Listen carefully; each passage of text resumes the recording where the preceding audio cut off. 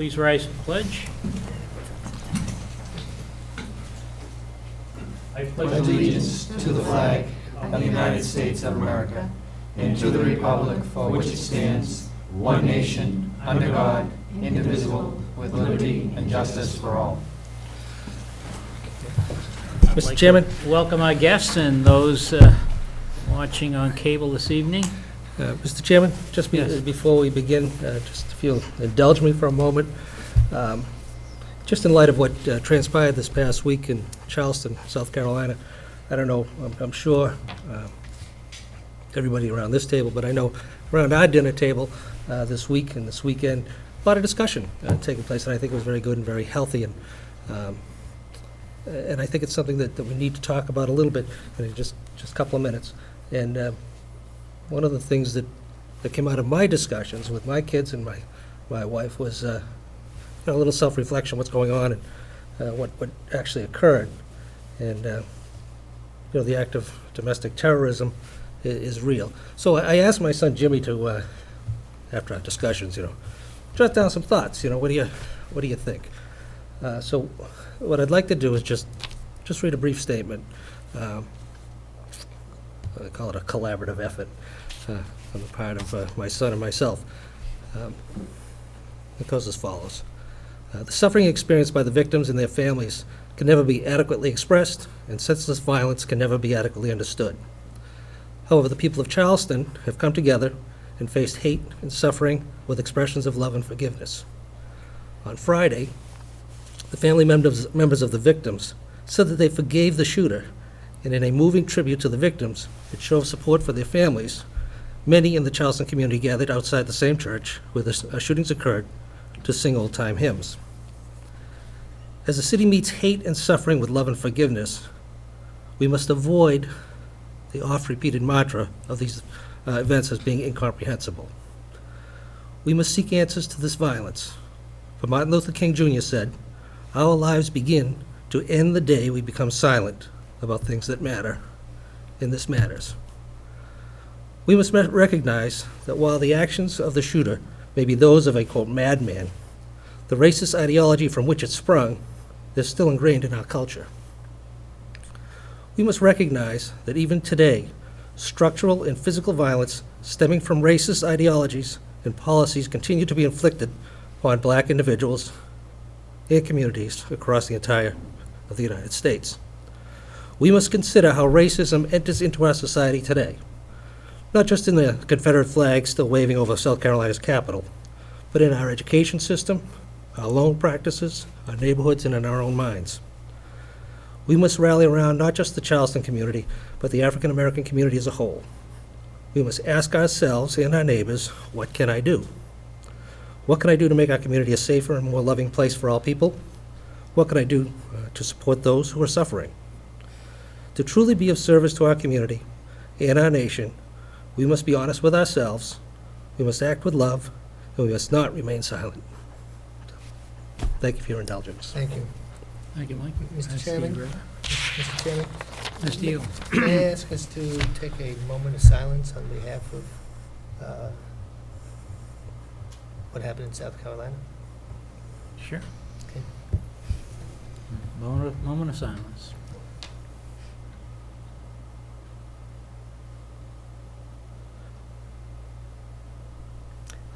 Thank you. Okay. First item on our agenda is minutes of June 15th regular session.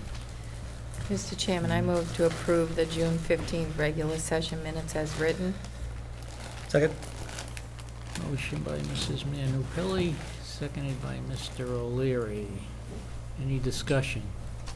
Hearing none, all in favor? Aye. Opposed? Unanimous? We have, I take it there's no, I didn't see any executive session, right? That's correct. There was no executive session that evening. We have 3% transfers.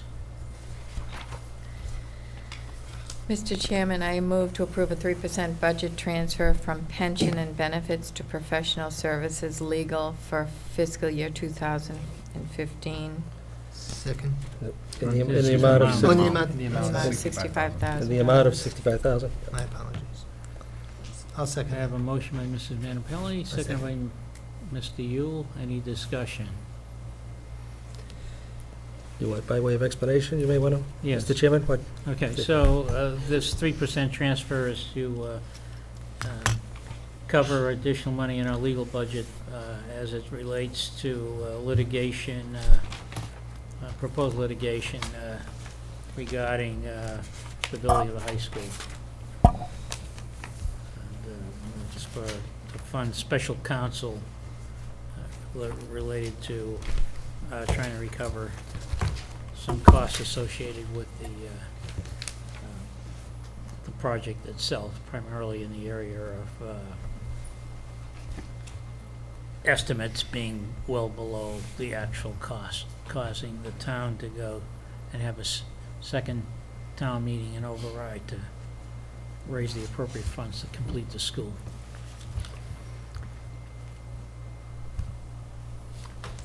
On the motion, any other questions?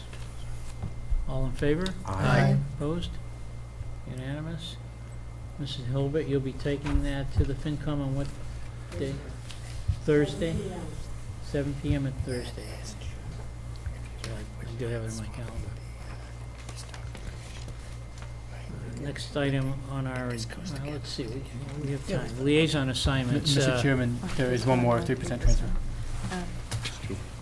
Oh, Mr. Chairman, I move to approve a 3% budget transfer from water enterprise expenses to water enterprise salaries for fiscal year 2015 in the amount of $19,000. Second.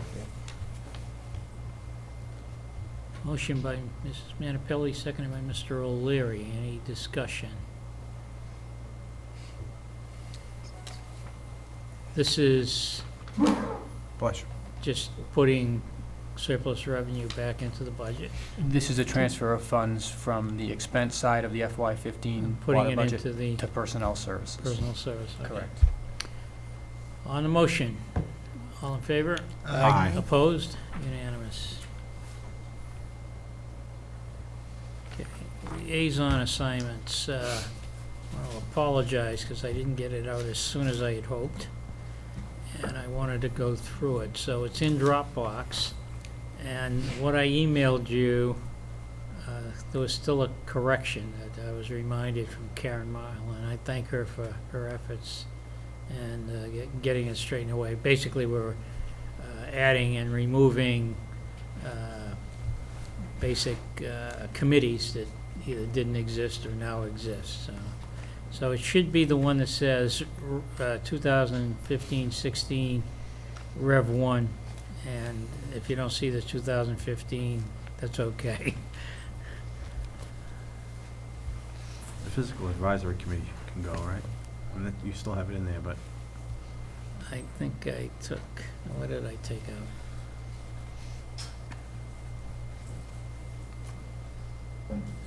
Anyway, let me get it so that I can edit it if we want to make some changes.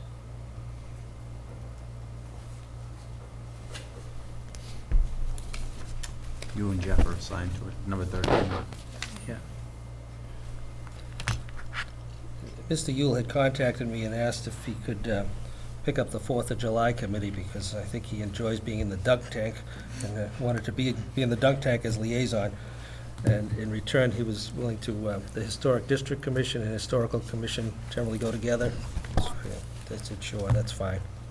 So if the chairman would acknowledge that change, we'll be happy to. Hang on a minute, let me get my spreadsheet up here so I can make the changes. Okay. But no dunk tank this year. So, yeah. No. So that's- you're gonna- that's- Well, no, National Night Out is coming. There'll be a dunk tank. All right, so you're in. That's why I took it this year. I'm giving it up next year.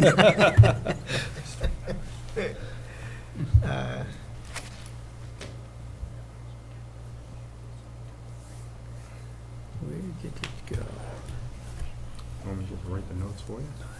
No, it's, Email it well, to yeah, maybe, Probably easier. what happened here? I have true faith in OneDrive, and all of a sudden, I'm not able to open it. It's really strange.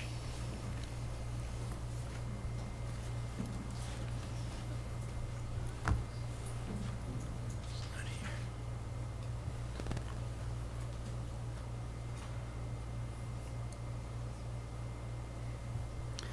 All right, I'll go back to Dropbox then.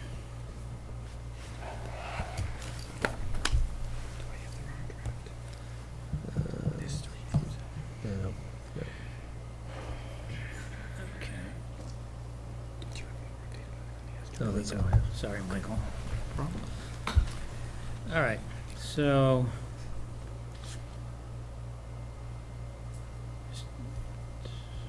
I'm just creating an editable file. So I'm going to go down to the top, starting from the top. Board of Appeals, Mr. O'Leary, no issues. No issues. Board of Registrars, Mr. O'Leary. Yeah. Cable TV Advisory Committee, Mr. Yule had it, he suggested that coming up, some negotiations with I'm sorry, is it Comcast or Verizon? It's Verizon right Verizon now, now. but I Verizon, understand we yeah. just got a letter for Comcast as well. Is that And Jeff has volunteered to work with you to at least get you up to speed on that issue. So they're both on it? No, No, No. okay, Right now, that was this gonna be says my it- question, This 'cause- says they're both on. right, oh, right. that's an error. That's fine. I will take that off. I thought I took it off, but I didn't. Okay, next is Commission on Disabilities, that's Mr. Yule. Community Impact Team is me. Next is Community Planning Commission, Mr. Prisco. Conservation Commission, Mr. O'Leary. Yep. Is that okay? That's fine, yeah. And then next one is Constables, Mr. Yule. There's no changes there. Council on Aging, Mr. O'Leary. Economic Development Committee is Mr. Prisco. Energy Conservation Committee is Mrs. Manupelli. You have some information on that too, I believe, right? On the Energy Conservation Committee? Yeah, from yesteryear, before. Yes, Oh, yes, I yeah. can give you some information on that. Okay, and then Finance Committee is the chair, Fiscal Advisory Committee is the chair, Financial Planning Team. No, It's so that's both- the one that's gonna be deleted, number 13. Okay, that one's Excuse me- going. Excuse me, Mr. Chair? Yeah, If I may go back to your question about the ECC. I think Joe Fode had that before, so I'll be missing the years that Fode had the Yeah, Mr. information. Fode had. okay, It was yeah, I assigned think him. you're right.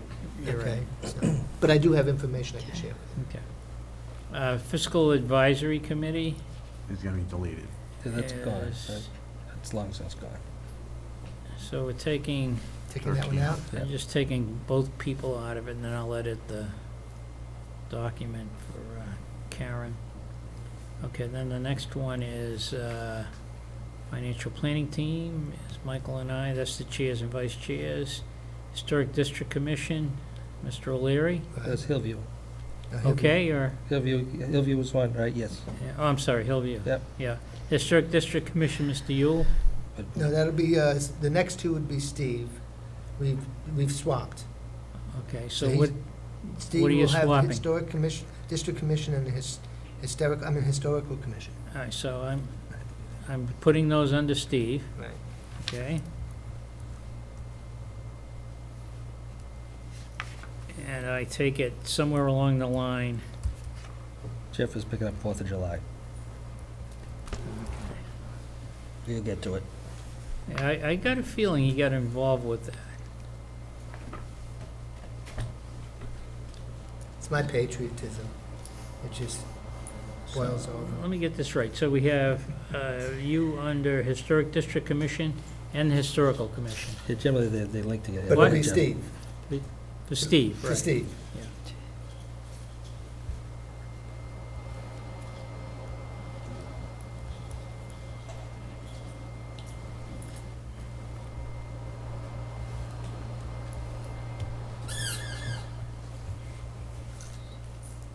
Okay.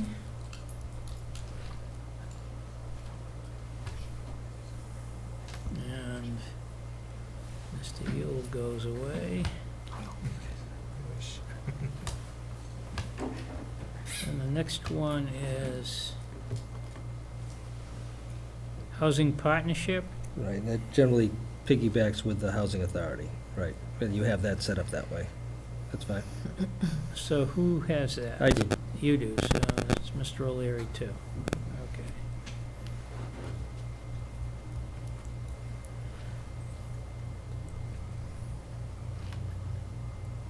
Okay, and then next one is the Infrastructure Committee, I'm sorry, Information Technology Advisory Committee, that's me.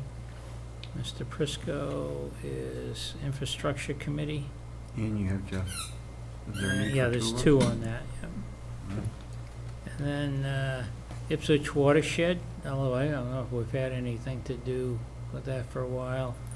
Might be an easy job. Mrs. Manapelli. And then we have LEPC. No, limits. No, Veterans Affairs. Veterans Affairs. Which you have Jeff. I'm sorry, skipped over, yeah. Veterans Affairs is Jeff. Right. 4th of July Committee is now going to be Jeff. Right.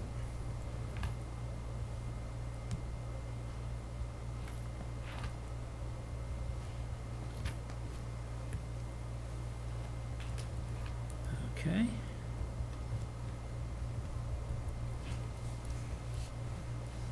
Should bring my big laptop, would have been easier. Okay, the next one is the Land Utilization Committee. Mrs. Manapelli. Okay. Martin's Pond Study Committee. Mr. Prisco, you want to make a change there? Nope. No, go with Okay. it. MBTA representative, Mrs. Manapelli, and that we may be Yeah. having some conversations. We had a conversation with the Representative Jones the other night on that issue.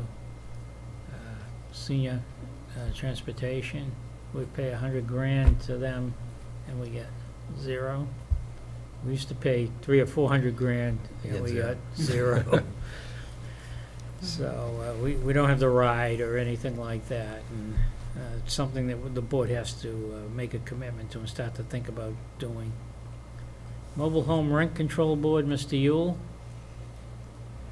Correct? Yep. North Reading Chamber of Commerce, that's me.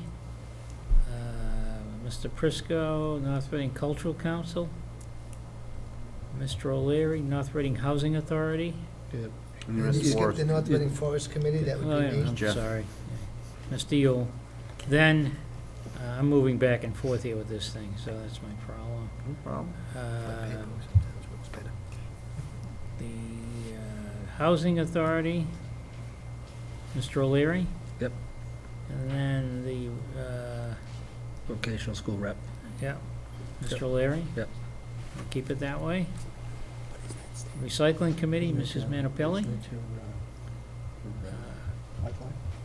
RMLD Advisory Board Member, Mrs. Manapelli. Now, they meet in the evening, right? When it's. Who's this? The, RMLD? Yeah. yeah, I was trying to be respective of people's availability.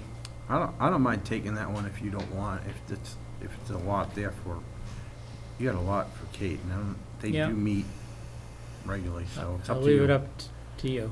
It's up to you. What do you- If you want it, fine, but if you feel like your workload's a It's little not lot. the liaisons I had it go to the before. meeting You're every. Ready, your office isn't ready, though. I don't know how much time you spend in Reading, but a lot of communication can take place.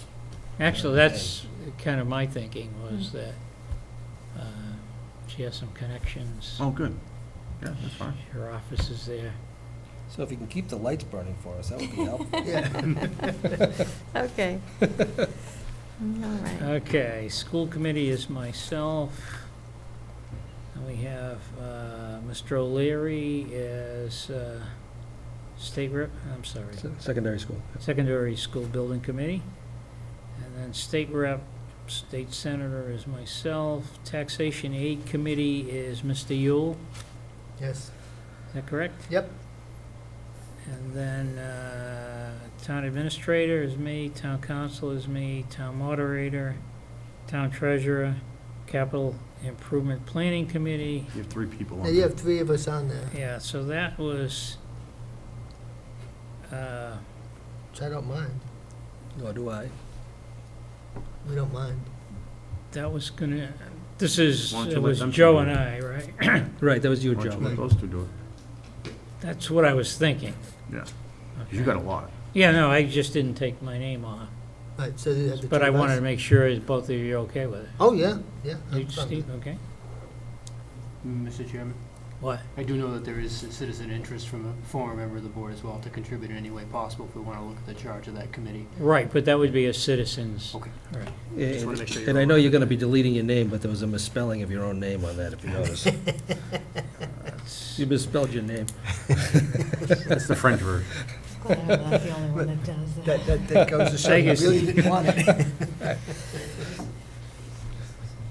I have a feeling I started taking it off, and I don't know why I typed it on again, but, and then capital improvement planning committee, we just squared away. Right, Veterans Memorial Committee, I think I have Mr. Yule on Yeah. that. And then wastewater is myself and Mr. Prisco. And primarily it's the, right, I would no, you deep in the have, water. you have Manupelli and Bisco. That's why, Yep. Wastewater Manupelli and- Plan Advisory Committee? Are I doing have the, water, wastewater, I have Messeri and Prisco on this one. Right. This would be the old version. Say that again, Michael? It's, in the version I have. Yeah, you have that was a Kate and mistake. myself. Yeah, no, it's me and you. Okay. That's is the what- version, I realized I didn't make a mistake after I sent it out to you guys, and I put it in Dropbox. Yep. Okay, and then I have Kate for the Water Commission liaison. Can I get added on that one? Can we have 2 members? Just because they meet, they're gonna, I'm There, hoping. we need some members on there, right? You do? Right. That's one of the issues. In fact, you don't have quorum at this point. We do have a Right. quorum. No? 3 of the 5 regular members, or 2 associate members. Of the 5 regular members, 2 of the regular positions are vacant. And the 2 associates, Mark, is that right? Are both vacant? Well, that's not what I pulled off online, and, yeah, that, Well, I don't show quorum, and, we'll go recruit. I think, who is it, did not get sworn My in. thinking was you. One of and I the, had to be one very of the busy members on did that. not One of get the sworn in. appointees? One of the That's why I appointees is wanted not to be on sworn it. in. Okay. I'll have to, You have- you I want- have a note on it. Kate, that's fine, we can do that. What are we doing? Just adding Michael to the Water Commission Vinny liaison. Vescucci is not sworn in. Not sworn in? He's the chair. I suppose that maybe that's a good idea where Is that sworn in? we're working on this new water. Yeah, So then I you have can no quorum. provide Keep the information. communication. And then Mr. O'Leary on the Board of Health. And then Mrs. Manupelli on Youth Services, if you'd like to get involved with that. Sounds good. Okay. We all happy? Happy. Okay. Sorry. You can email us an updated one, or just stick it in Dropbox? Yeah, it'll get in Dropbox. Just want to make sure it gets saved, okay. All right, so next item on our agenda, thank you. It's just 7:30, public hearing on the FYO 2016 water rates. Is that on? Yeah. Yeah.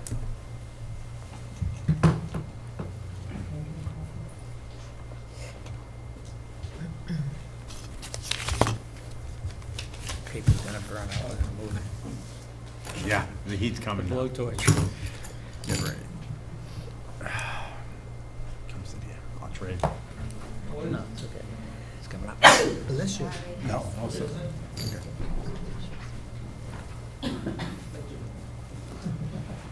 Is this presentation in that packet? Or is it something different than we have? It's not. This is what we had at our work session, right? For the workshop, pretty much. It's been revised Yeah. slightly, and I'd be happy to place it in the Dropbox so that you can have access to it. Yeah. Hope it's not me that you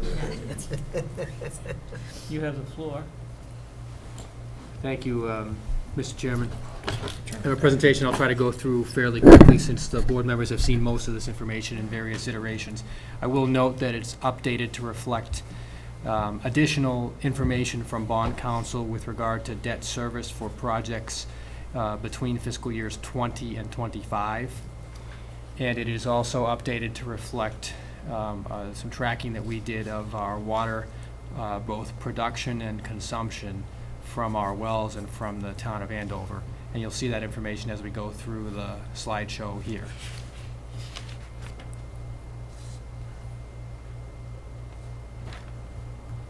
So again, just a friendly reminder, the town has instituted a stage 1 water use restriction. The restrictions are as follows. Residents with odd-numbered addresses may water lawns on Tuesday and Friday only.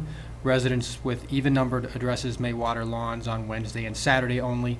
And lawn watering is limited to between 7 p.m. and 7 a.m. Again, probably the most important thing to reference, residents with automatic sprinkler systems, which are often our largest user of water, are advised to check their system settings to ensure compliance with these restrictions and to verify that their system rain sensors are working. May I interject something here? I don't know if you saw my email. I did. Okay. I don't know if you wanted to make, 'cause Sure. I think a lot of people are wondering now, everything must be fine, and I don't want to lose the integrity of the idea. Sure. Well, I think that we have found that in order to address our issues with regard to seasonal water concerns, all we have to do is ask, it seems, and it begins to rain.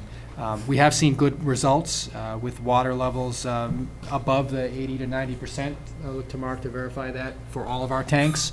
I think the key is that we want to keep that as the case moving forward through this season.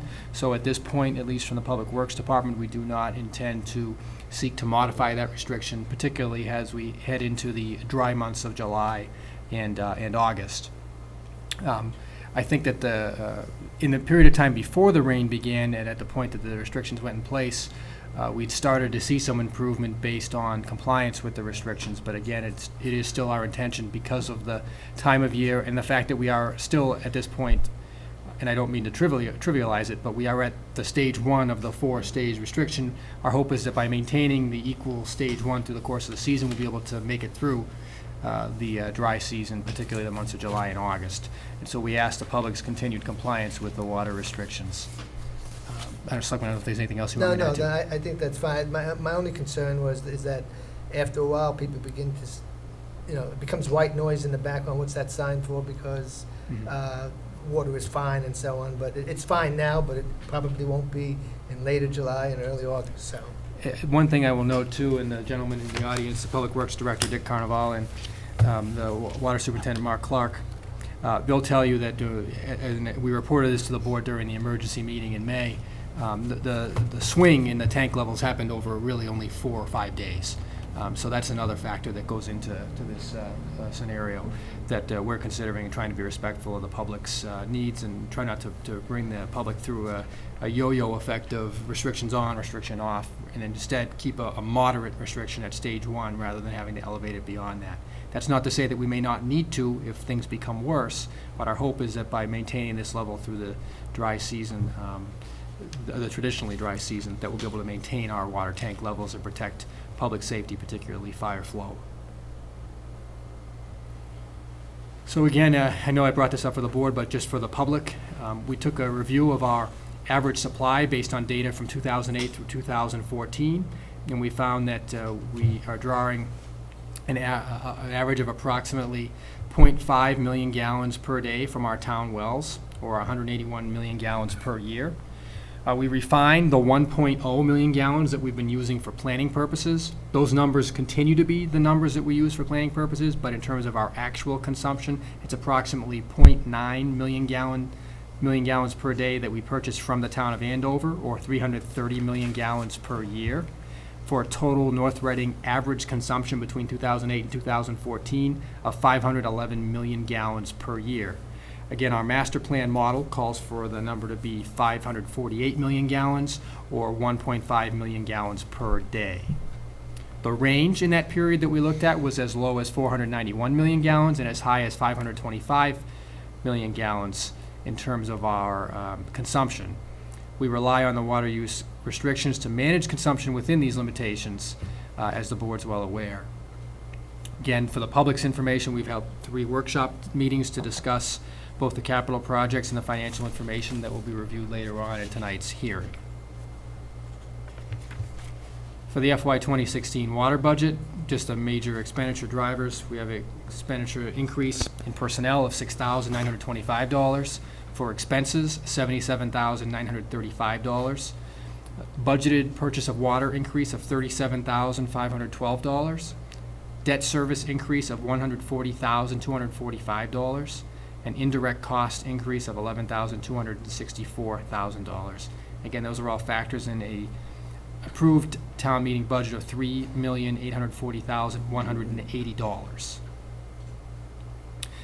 This is also a hearing on the capital improvements, and the capital improvements that were approved at the June town meeting are the next phase of permitting for our potential interconnection with the MWRA through the water final environmental impact report at $150,000.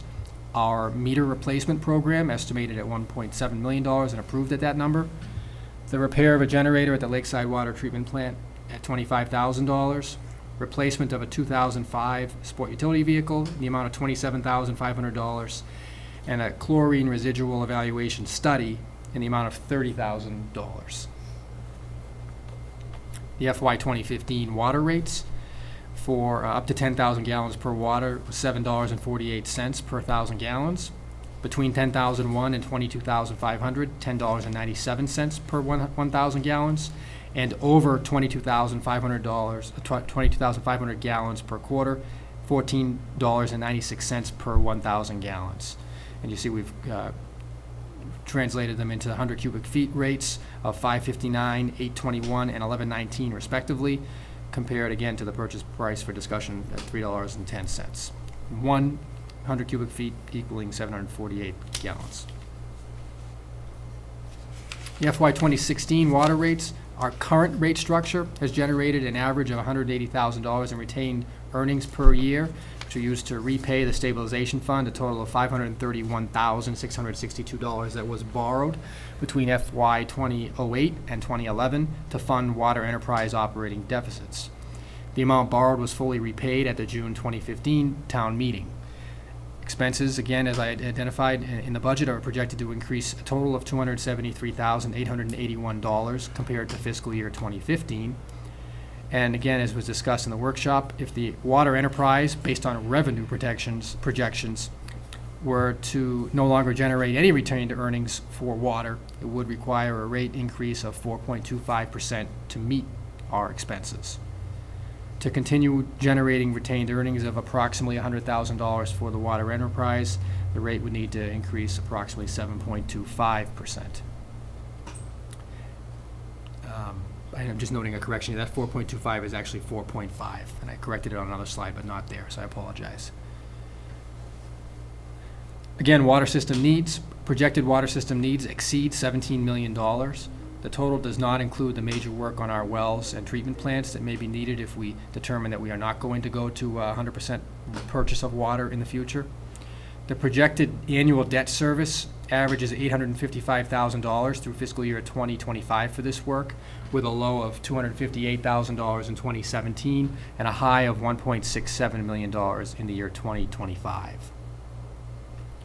Our long-term water issues and needs. The town wells are projected to need significant capital investment in the coming years. The town of Andover has previously told North Reading that it cannot provide for all of our water needs, although more recently they have expressed a willingness to begin discussions about how they might be able to assist. Those would be separate from our current IMA negotiations. Additional water from Andover would require a modification of our Interbasin Transfer Act permit, which is presently limited to 1.5 million gallons per day. Even with the wells operating at full capacity, we will still be short of our demand now and in the long term due to the stress condition of the Ipswich River. Pursuit of additional water from the Ipswich River is also anticipated to face regulatory opposition at the state level. And again, as I mentioned before, the projected need is 548 million gallons in year 2033. A little bit about the MWRA. They have an ongoing capital project to provide additional capacity and reliability in their system north of Boston, which includes a redundant loop and a covered reservoir that's, I believe, nearing completion in the town of Stoneham. The MWRA has the capacity to serve North Reading's needs, And presumably, state regulators are aware of MWRA's capacity as an option, and we expect, look to see that we've examined that as an option when we look at our plans for the future. A little bit about the interconnection through the town of Reading. It's a projected capital cost of $9.45 million, including permitting, design, and construction in Reading and in North Reading. And the construction is presumed to be bonded over a 20-year period, potentially zero-interest loan eligible. $7.2 million is the forecast buy-in cost for 1.5 million gallons per day from the MWRA, proposed to be financed by the MWRA but repaid by the town. And we do believe that we'll be able to seek state grant funding for as much as 50% of that buy-in cost. That is not factored into our model at this point in time, but it's something that we certainly look towards and will advocate for at the State House. The annual debt service for the MWRA connection ranges from a low of $310,825 in fiscal year 17 to a high of $835,775 in fiscal year 19. And the MWRA buy-in is projected to be $288,000. Again, that's the full $7.2 million, does not reflect any potential offset by state funds. And that's paid back over 25 years. Fiscal year 2019, just as a snapshot in time where we're projecting a transition to the MWRA, there would be an operational impact where there would be a decrease in salaries, a decrease in expenses, and a corresponding increase in the purchase of water, where we'd be purchasing 1.5 million gallons as opposed to 0.90 million gallons. Our added debt service, which is variable based on what was presented in the previous slide, as well as the MWRA buy-in at $288,000, again without reflecting state grant funds. Net cost in 2020, when you project all of these additional costs and the savings, would be $1.222 million in fiscal year 2020. And again, that would be beyond the cost of the projected water distribution system improvements. One thing to note, of course, the debt service and the buy-in fee would go away after 20 and 25 years respectively. Isn't the purchase of water supposed to be 1.8 million gallons per day? It's 1.5 to get us to 548 million gallons, which is our 2033 projection. Right now, we're buying, again, 0.9. We've used 1.0 as the estimate for the forecast purposes, but we've refined it to see that it's actually an average of 0.9. But the buy-in number was 1.5 or 548 million. Okay. So when we look at the anticipated offset by the metering of additional water that will be able to occur after the water meter replacement program, which was funded at the 2015 town meeting, is completed, would start in fiscal year 2019 and is expected to be approximately $242,087. After factoring all of these items, the projected budget increase is identified here, where you see it ranges from 7.7% in the next fiscal year. It increases up and drops down in 2021 when some of the existing debt service begins to fall off. It's another small jump down at the end and a larger jump here. The average over the 10-year period, 7.07%. And these numbers are updated to reflect additional data that in debt service obtained by the Finance Department over the past couple of days. For discussion purposes, enterprise available funds for the water enterprise, the balance in the infrastructure stabilization fund is $847,193. That includes $108,754 that was put in at the June town meeting. The Stickney Well Fund balance is $131,258 for a total available funds of $978,451.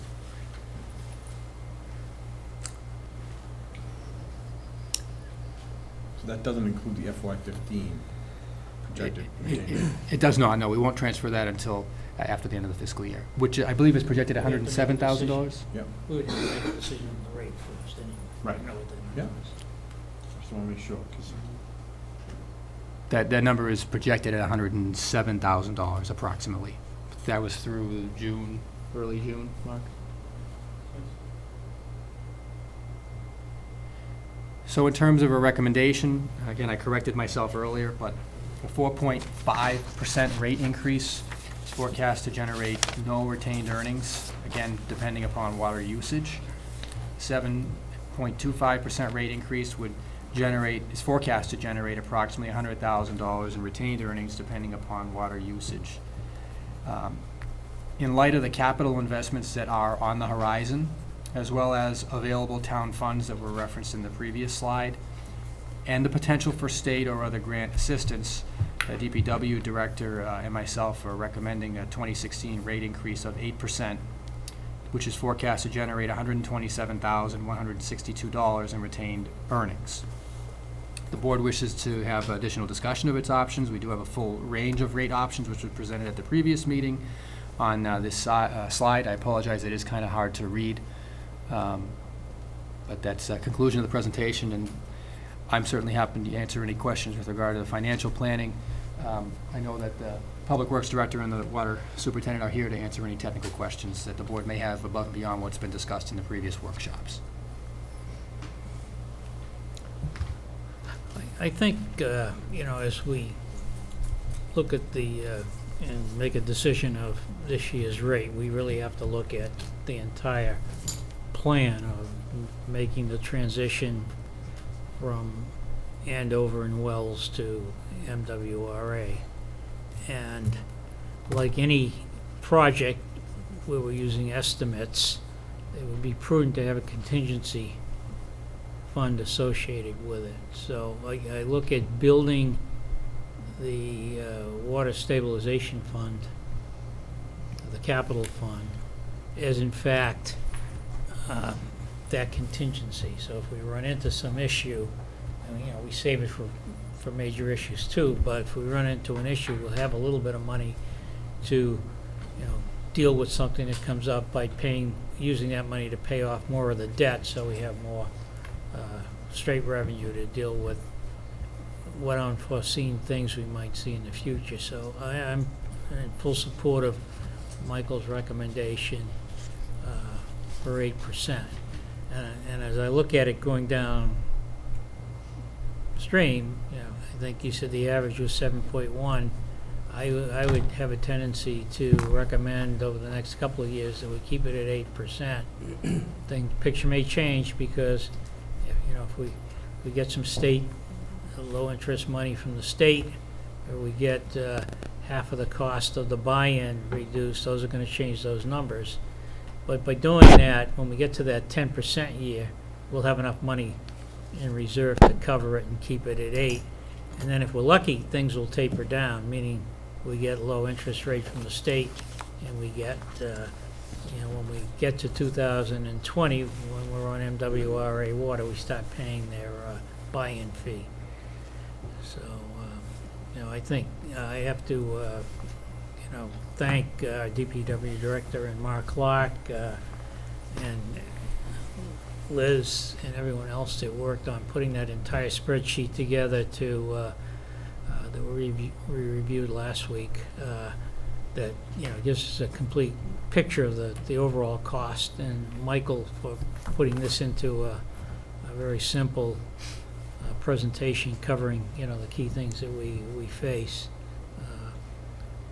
Again, I think that it would be prudent to raise the rate to 8%.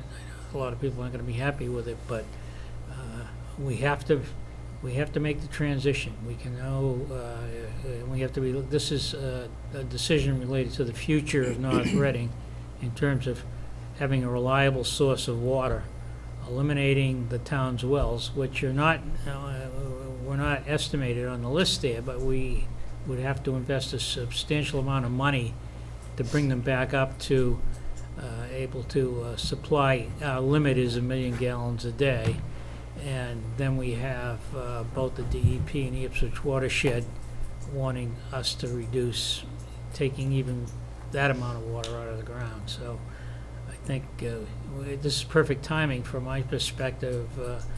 MWRA wants to expand. They're potentially offering some opportunities to reduce some of the costs of joining the MWRA, and for the long term would provide to the town of North Reading an adequate supply of good water, reliable water.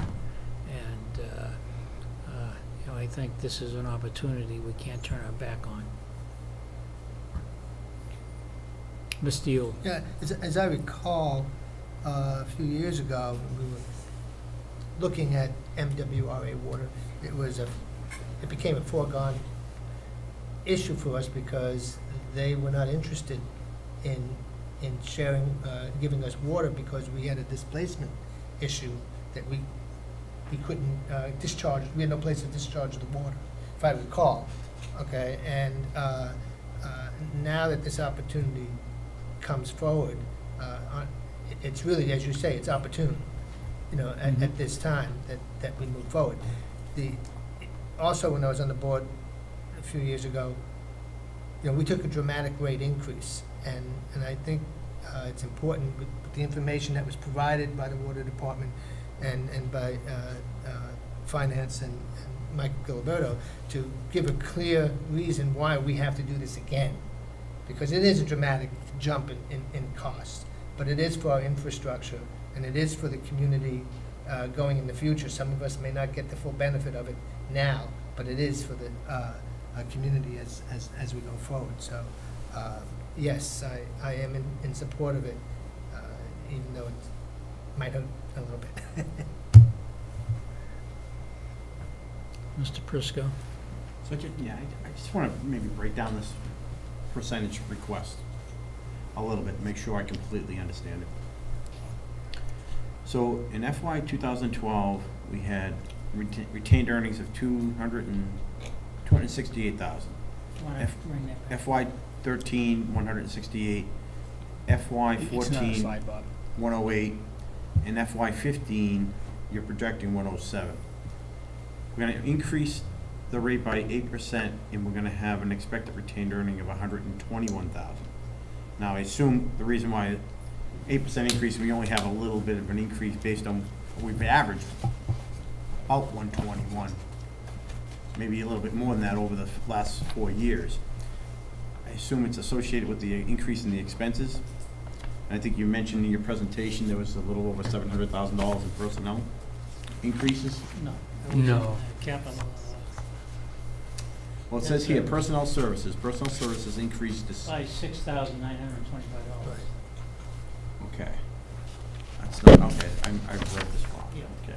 The expenses are up 6,000. $77,935. So what's the total expenses? Total increase is $273,881. So doesn't it seem like our retained earnings should be higher than 121, just based on what you just explained? I mean, if we've averaged well over 121,000 over the last 4 years, and we're gonna increase 8%, and we're still only gonna get 121,000 in our retained earnings, the math just doesn't seem to work for me.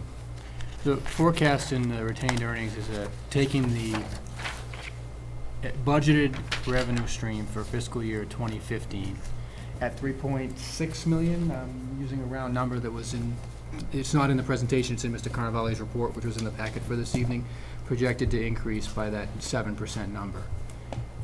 When we offset the increase in expenses, which was the $273,000, the delta that we generate there is the roughly $120,000 in retained earnings. That's basically how we forecast it to get to that number. So that 121,000 does not include what Mr. Misery was recommending, which is layering in additional retained earnings to sort of project for the future, or does it? No, if we talk about this year's water rate, the 7.5% based on the estimates of how much water we'll sell, which you have to realize is dependent on it's the a nature. real- Right. Would generate an additional $100,000 not an additional, it would generate $100,000 of retained earnings for water stabilization. When I look at the entire spreadsheet associated with what we need to each of the preceding years to deal with the cost of bonding for the infrastructure, Right. $9 million, and then the roughly $7 million buy-in cost. When you look at all of that, you look at the numbers going up and down, right? And layered on top of that is Dick's capital plan, which goes out to 225, I think. Correct. right? Right. So if you're looking at all of that, and you look also, while we're buying water from Andover, the increase that we've put in annually, except for this year, because it didn't raise the rate, Sure. right? That's why you need the 7.5% or 4.5% to break even. So I'm looking at the whole thing, and I'm saying if we brought it up to 8%, yeah, we have a tiny bit more retained earnings, as Michael had shown in his chart. In addition, over the next couple of years, if we keep it at that, then that 10% would go away, because we'd have enough retained earnings to keep it at 8. And then the number could go down based on whether we get good financing, because right now the bonding is, based on bond council, I believe is at 5%, I correct? believe so. That's it. Great. So, we have that opportunity. This is kind of a worst-case scenario. And state aid Right. potential. Yeah, and Correct. state aid. And then the same thing with the buy-in. I believe there's an unfunded bill that allows 50% reduction in that, or picked up by the state. And hopefully that'll get funded, and with the help of our legislators, we'll be able to bring that number down. So, a year from now, we'll be looking at the water rate again. We have a lot of information, and we may decide that we don't need to raise it another 8%. It could be some number less than that. My goal is, I think what we should be doing is to assure that when it's low, we keep it up so that we're not doing big jumps and then dips, that we kind of make it uniform on an annual basis.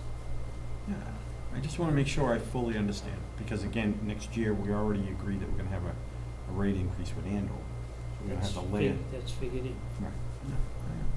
Well, we haven't set the rate for next year yet. It's figured in our planning, but this 8% doesn't capture it. I don't believe it captures that. Yes. It does.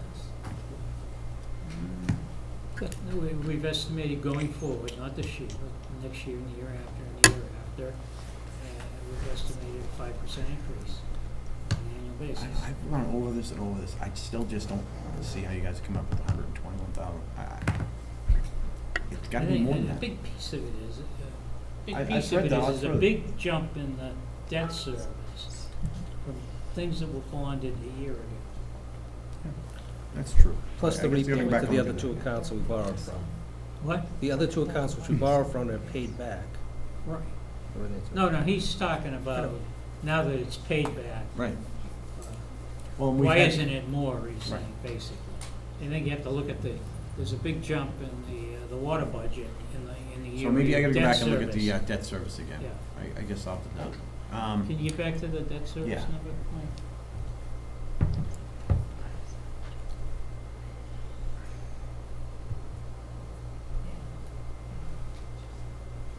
So it's $140,000 jump in the debt service over last year's budget.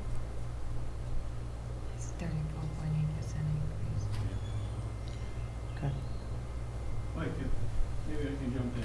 If you, what you're looking at is the increase in the expenses is that right-hand column there. So just to cover that increase in expenses is that 4.5% that the town administrator is referring to. Every additional 1% generates about $36,000 in revenue. So you're talking just about another 4%, 4 times 36,000. That's how you get to that $127,000 retained earnings. All right. Thank you. Another question? Mm-hmm. The Stickney Fund, is there a reason why we even have to have it anymore? Can we just roll that money into the stabilization fund and get rid of the Stickney Fund altogether? Unless there's some legal language that we have to keep it separately, which I'm not aware of. We could look at that. Just to make it cleaner and easier? It may just have to do with how that was approved and how that money, what specifics that money can be spent on. I'm not sure. We'd have to. Well, we didn't repay the money back to the Stickney Fund. We ended up sticking it in the stabilization fund.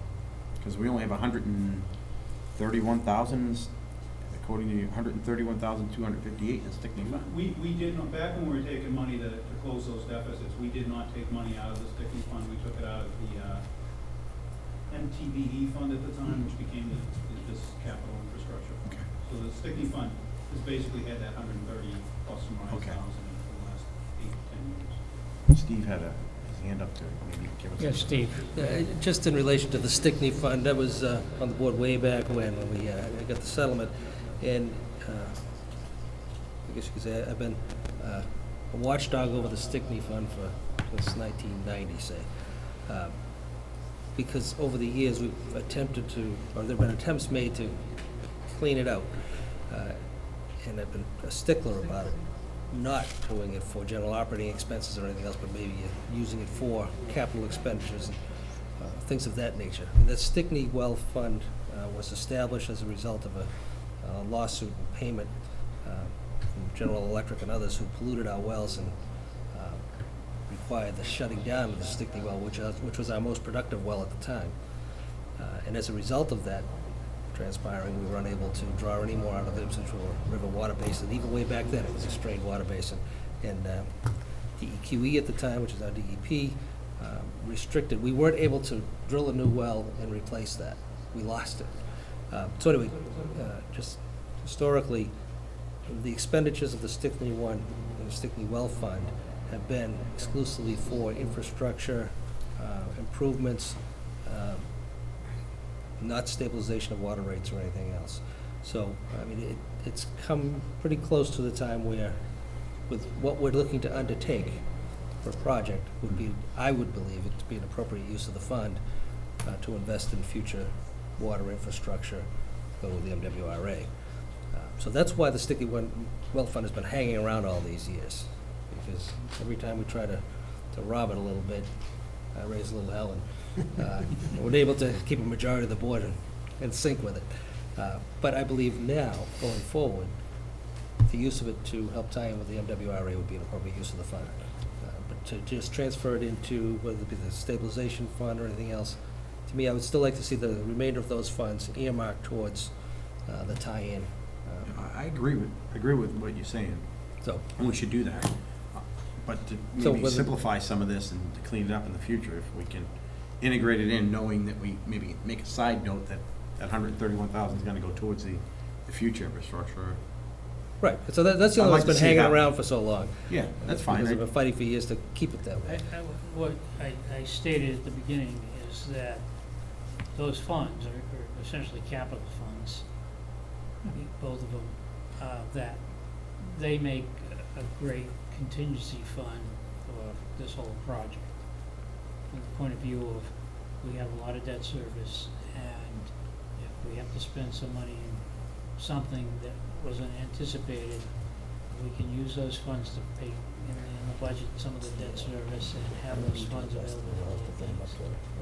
So, it's good that we have it now. In fact, these are the kinds of things that it's for, is to deal with some major activities associated with water. If it was $1 Make million, any I would change. agree with you, but we're talking $130,000. No, I'm talking about the total. Oh, yeah. I'm including as one. Yeah, and that's what I'm saying. Let's, from maybe an accounting standpoint, Oh. we could try to clean this up and roll it in and eliminate this whole thing from all the work Liz has to do as Well, I think we've got to contract. go back and look at how the Stickney Fund was set up. I think Make Steve sure we're just, not doing something that, you know, it might be easy to spend it down, it may not be easy to move it. right. Before we go on with the water discussion, Peter and Jane just stepped in, and he's only here for one reason. He wants to know who the liaison is to youth services. So I'd like to introduce the two of you together. Hello. Thank you, Bob. We can talk, I'll wait till after the meeting. Yeah, okay. Thank you very much. I didn't know what your time frame was, so I thought I'd just bring it up. Okay. Is there a yes? Let's continue. Great, No. great, yes. So, Mark, you have any input you want to bring up at this point before we make a motion to set the water rate? Relative to, I mean, I'm in support of what's being discussed here, Mhm. going up by the 8%. I think if we were looking at the 4.5% to just break even we've been that route in the past to try to kind of minimize things, so I would support the 8% rate increase too at this point. Mr. Chairman, I think there's a question for the Public Works Director with regard to the cost of making improvements to the wells if we had to go down that road. Do we have any rough It's in the estimate? order of $9.8 million just to get us back up to design capacity. And then you're looking like every 10, 15 years, $5 million or so as stuff deteriorates. So the advantage of MWRA, you're taking a one-time expense, and you never have to do anything again, whereas if we keep our existing well treatment plants, always gonna have to fix motors and various systems that are gonna break and replace the wells. So it's, do it once and we're done versus a 50-year cycle of spending $5 million every 5 years. Thereabouts. Mr. O'Leary. Yeah, I think, at this point, even if we go and tackle what we currently have, we still can't produce enough water to service our needs. The best we can do is maybe get to 50%. Right now, we're only producing about a third. 2/3 we're purchasing from Andover. The deal with Andover, again, not that it can't be negotiated further out, but at this point, we're going a different route. But the best we can hope to produce is less than 50% of what our needs are. And the investment in that, which is sort of, $9-10 million, and then ongoing maintenance, upkeep, and expenses every 5 years of, $5+ million, pretty costly to maintain what we have, and it isn't going to service our needs. So at this point, we're at a critical juncture for meeting our current needs and any projected future needs in relation to any economic development and growth that we hope to somehow encourage here. We need to be able to provide adequate volumes of water going forward. It appears that the only solution to that right now, and in discussions with Andover, they're not so sure they could meet our full capacity either. So we would need the combination of our own well production plus what we can purchase from them.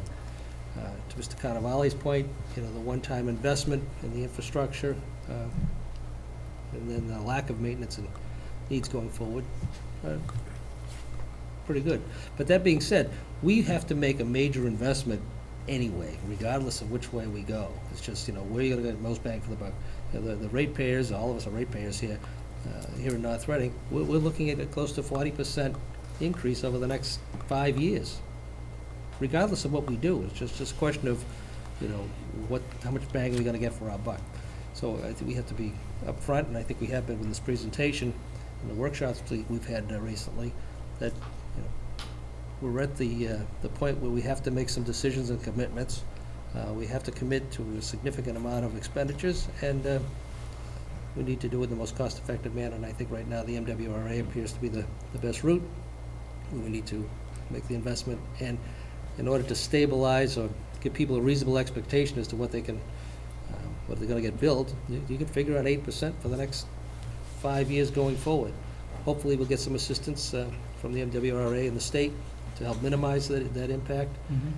But after that, as we look out, things will start to stabilize and maybe drop off a little bit. So I concur at the minimum of 8%. Again, in this particular case, I would like to build up our reserves up front, to have adequate contingencies, because a project of this magnitude and size pose some challenges and pitfalls. But I think the 8% is probably a minimum where we should be going for the next couple of years. So I concur with you, Mr. Chairman, in relation to, and the town administrator, in relation to the 8% proposal. And just let the public know, you can figure an 8% next year, and the following year, and the following year, and the following year. Mr. President. I am going to vote in favor of the 8% increase. I do have a funny suspicion, though, the retained earnings will be higher than that, which isn't going to be a bad thing based on the future of what we have. In regards to the whole MWRA thing, I really do think we have to put together some workshops for the community.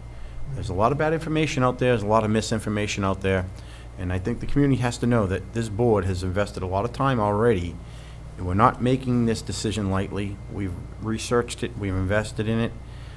It is the future for the town. The health, long-term health of the town for water, MWRA is the right solution. And I think we owe it to the community to get that information out and show them what we already know. So I hope we can make the commitment to do that, Mr. Cannavale and your staff. I hope you can support those things. I also think the board has to be committed to working very, very diligently with our legislators to go out there and try to fight for some of that infrastructure money. It isn't in the fund, it isn't in the budgets today, but you know what? This project isn't gonna get let until, can be complete until FY19. So we have a lot of work to do, but I'm making a commitment that we're gonna go out and find some of this money to try to reduce some of that debt services that you see in the long-term projections. I think we can do that. I think we can be very successful in getting multi-millions of dollars to help support this. So I'm willing to make the time, and I'm gonna make the investment to go out and fight that, and I hope everybody else on the board will support me in doing that. So, Michael, one of your concerns is whether the percentage we pick is gonna generate less or more of surplus, and it is dependent on the amount of water actually that users use. So we have the situation where when it's dry, we put restrictions up. When it's real wet, they don't use enough water, and somewhere in between. So one of the discussions I had with Michael Gilberto is that there's another little piece of information. We've been using the average water consumption in our assumptions about budget. So I've asked them to look at the average variance above the average and below the average, because that's what we can predict to be the worst, the average worst case water consumption and the average best case water consumption. And that's the range that we're gonna, when you're thinking about setting a water rate, if you have surplus, then you can afford a little bit of risk. If you don't have surplus, then, you've got a budget above that average number to guarantee that you're gonna cover the rate. I just so that before we close the hearing, I think it's fair that we read the letter I received from the Vincent Ragucci, who's the chairman of the North Reading Water Commission. I'm going to read that aloud. I regret that I am unable to make my comments to you and the full board this evening, but I have a previous work commitment and the conflicts with tonight's meeting schedule. On Tuesday, May 19th, the North Reading Water Commission met with Mark Clark to discuss the recommendations of the Water Superintendent Mark Clark and Director of Public Works Richard Carnavelli on the proposed budget and capital plan for the next fiscal year. Although we did not have the final data for the proposed water rate increase to the current water rate, we agreed with the recommendations, adjusted table for water fees for F16 as it was revised and subsequently presented by Director Carnavelli. As chairman of the Water Board, I would like to offer the support of our Water Commission for the FY16 water rate and CIP recommendations as presented. I'd also like to take this opportunity, this is a message for us, to ask you, the Board of Selectmen, and our local media to assist in finding interested Water Commissioner board members so that you can recommend and appoint and fill the vacancies. We are currently missing 2 full members and 2 alternate members. The board meets on average about every other month to discuss water-related issues that impact our town. In essence, it's asking a few residents to give up about 6 to 8 hours of their time annually. Thank you for the opportunity to serve the town of North Reading. If you have any questions, I can be reached at, he leaves his phone number and email address. We do need some more members. So, Michael, maybe as an action item, we could put a ad in the paper. Based on our discussion here tonight and the fact that we're going to raise the water rate, maybe we'll get some interested citizens to apply. Just to make one more quick point about the MWRA. When none of these discussions are associated with storage, and I think there's some bad information out there Right. as well. Just want to make sure it's clear that our focus right now is on water. Yeah, that'd be a lot more money. A lot more money. That'd be a lot more money. And I think that's what people are getting confused with and getting concerned with, and I just want to make sure we make it very clear. The writer to the letter to the editor, I accidentally had coffee with him and straightened that out. We have a motion? Yeah, just in relation to Michael's comments and working with our legislators, there is no doubt in my mind that Representative Jones and Representative Chara are well aware as to where we're at. And Mr. Jones sat on this board for a number of years, And I talked about these issues way back when he was on the board, as we continue to talk about them. I'm sure they are very much aware as to what's in the budget, what's going to be available, and they'll chase down every nickel that's Yeah. available. We need a system, though, any way we can, with information, Yeah. whatever it takes. We have to be fully committed to do that, because they can't do it alone. At this point, I will close the public hearing. Mr. Chairman. Mrs. Manapelli. Mr. Chairman, I move to approve an 8% increase in the water use rates and revise the charges as recommended by the Water Department effective July 1st, 2015, and further to approve the fiscal year 2016 Water Department Capital Improvement Plan. Second. Motion by Mrs. Manapelli, seconded by Mr. Prisco. Further discussion? Hearing none, all in favor? Aye. Opposed? Unanimous. You don't need this anymore, Michael. No. Mr. Chairman, just a note that the Public Works Director has sent me via text message. There is a draft environmental impact report on the matter of water infrastructure in the long term here in room 14 this coming Thursday at 9 o'clock in the morning. It is relative to both the water and the early phase sewer discussion. Again, as was discussed in the workshop, we are pursuing the water and anticipate pursuing the water later on this year and have approved permitting as such, funding for permitting as such. But the public is welcome to attend those meetings, again, Thursday morning here at 9 o'clock in room 14.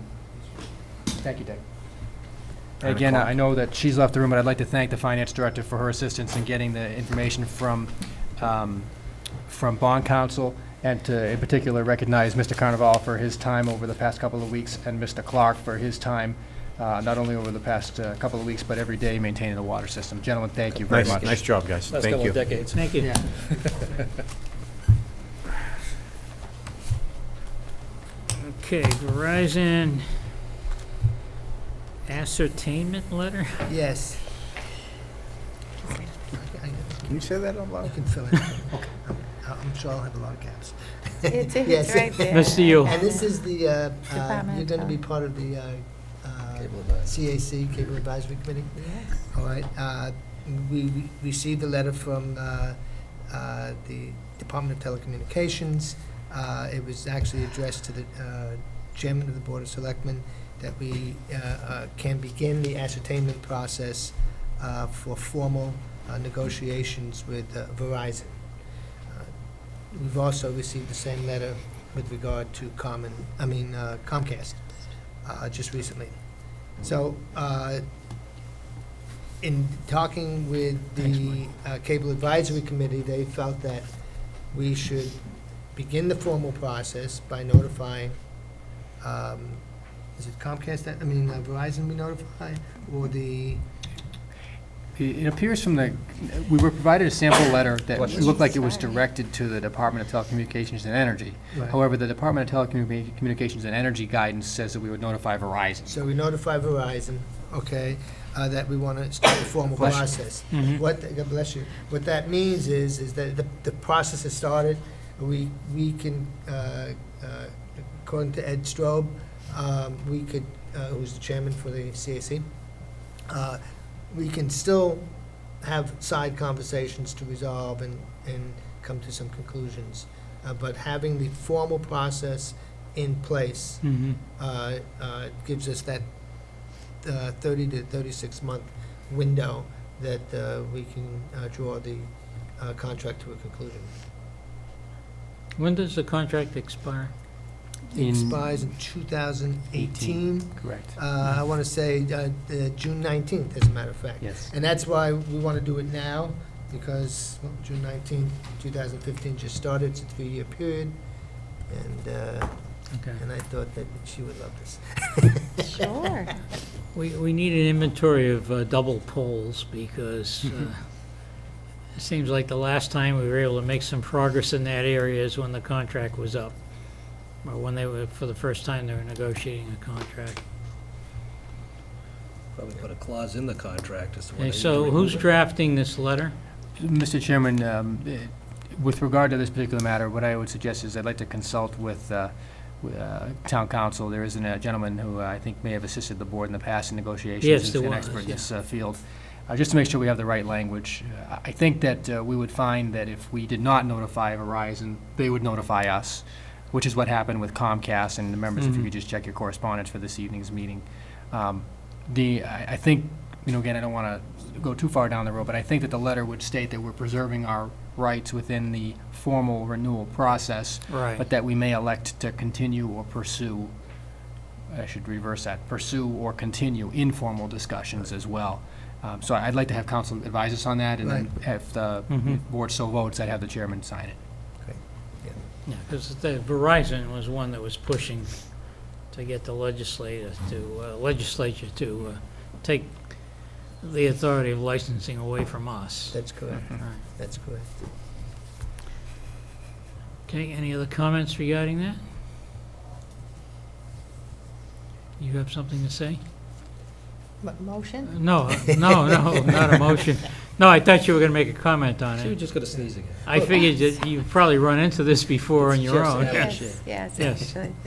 Yes, same process involved in, actually. Okay. We have legal bills for May. Is There's it, a I think motion. there's a Do need motion to for make this. a Oh, there is a motion. Yes, Okay. yes. Sorry. Mr. Chairman, I move to authorize the chairman to sign a letter initiating the cable licensing renewal process letter for Verizon. Second. Okay. Motion by Mrs. Manapelli, seconded by Mr. Yule. Further discussion? Hearing none, all in favor? Aye. Opposed? Unanimous? Okay. I thought we were gonna hold off because he was gonna talk to town council, but that's okay. No problem. authorized to Yeah, sign whatever. authorize Right. whatever comes out of town council. Whatever he drafts. Okay, we have some legal bills for May. Mr. Chairman, I move to approve legal bills for May 2015 in the amount of $7,349.30 as follows. Copeland and Page PC General, $6,053.30. Copeland and Page PC Labor, $1,296. Do we hear a second? Second. Second by Mr. Yule. Any discussion? How are we in the budget? I asked Ms. Marlin to just give a quick review of it with the finance director on Thursday, and it does appear that we're going to be within the budget as was requested last June, or approved last June, I should say. So, no We have one more issues. bill to come through, but we do Right. not forecast One of a the things deficit. that we need to do is remind them to get this bill, the next bill out Mhm. on time so that Liz can close the books. Yes. They have a habit of, must be a lawyer thing, sending the bills out late. I mean, the invoices out late. It happens if you're busy. They're all too busy. Okay, on the motion, all in favor? Aye. Opposed? Unanimous? Okay, it was brought to my attention that we ought to go back and review the September meeting dates. And I think Mr. Gilberto had a concern about something. I do, Mr. Chairman, and I apologize, I was largely, but not totally prepared for the discussion at the last meeting, apparently not, certainly not with regard to September. Based on the timing, I'm just going to read from the comments. It was determined that the board should review its September meeting schedule. The warrant for the October town meeting would need to go to the printer no later than Friday morning, September 11th, meaning the board would need to sign the warrant prior to this date. Potential dates for a meeting of the board to do this would be on Wednesday, September 2nd, or Thursday, September 3rd. That's the Wednesday and Thursday before Labor Day, or Tuesday, September 8th, Monday the 7th being Labor Day. From the office standpoint, our preference would be for Wednesday, September 2nd, because it will allow sufficient time to produce a final version of the board's approved warrant to be edited for the printer. In addition, the CPC has informed us that there will be street acceptances proposed for this warrant, and therefore the board would need to hold the hearing at least 7 days prior to the town meeting so that the vote of intention may be filed with the town clerk. So that results in a recommendation that, in addition to one of the days I just outlined, the other September meeting be held on Monday, September 21st. Instead of the 14th. Correct, instead of the 14th and 28th, yes.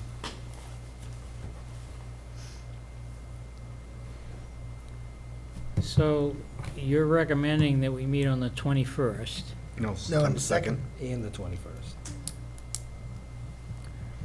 And we're not going to meet on the 2nd and the 21st instead of the 14th and the 28th. Correct. And that leaves the 28th open in case, in preparation for town meeting. Is everybody okay with that? And again, the 2nd is a Wednesday. The 3rd, being a Thursday, would be another alternative that would work. And if the board's unable to meet either of those days, then Tuesday, the 8th. I could do the 2nd. It's a Wednesday. Yeah, I can do the 2nd too. Everybody? I won't be available on either the 2nd or the 8th. The 2nd or the 8th? Is it just 2 days, or are you away through that period of time? Gone. Gone, that okay. period of time. Well, Do we? this for is signing of the warrants, right? warrant, right? Correct. So we could, I mean, why don't we just leave the meeting schedule as we have it? Or move just to 28th, and we'll meet on the 2nd for that one thing. We'll have a majority of the board, not the whole board.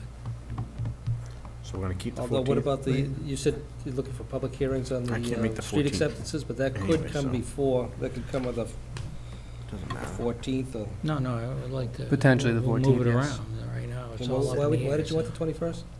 To allow, because the 28th was not provide sufficient time before the town meeting for the vote for intention to be filed. That was why we moved it back 1 week. The 14th might still be early too, based upon the Right. planning Yeah. commission. Yeah, it may be. I can't make the 14th anyway. Let's work backwards. Can everybody make a meeting on the 21st? Yes. Yes. Yes, I can do Okay, that. so the 28th is now Is the new 21st. Mhm. the new 21st. The 21st is the new 28th. Right. Yeah, We're meeting on the 21st. The 21st, Right, yes. the meeting- Just wanna make sure. 21st okay. Is the new 28th. So now, and the issue is the 14th is out.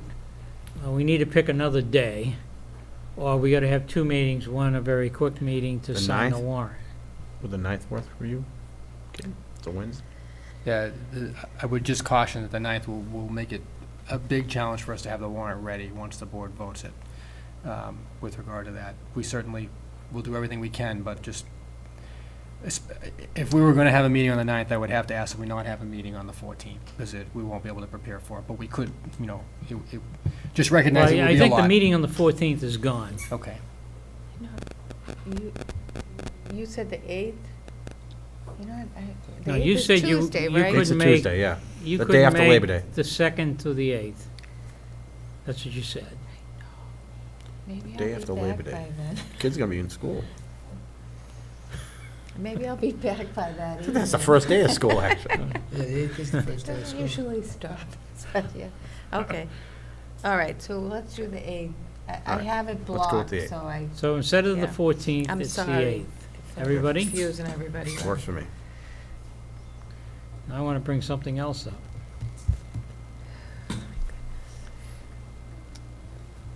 One of the things that Michael and I had discussed is that we've held our strategic planning meeting typically after October town meeting, which rolled into late October or November. Right. He had suggested we do it before October town meeting. I don't know about, we're having a hard time right now. Well, my preference, if I may, Mr. Chairman, Yes. was, we'll be discussing with the board and with the finance committee budget document guidance that will go to departments and likely will be presented to them in October or very early November.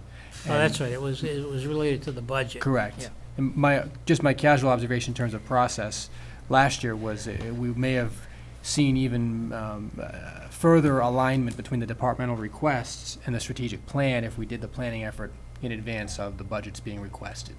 So that kind of led us to a tight time frame of no later than early October to conduct it, to make sure we get it approved by the board at a meeting subsequently and then out to the departments.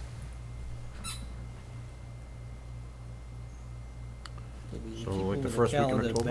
back, I mean, we wouldn't have even spent a quarter of the year's funding for the fiscal year we're in, and we're already talking about Yeah, forcing them to pre-plan for the upcoming, it's the way it goes. I know it's the way it goes, but it's, I don't know.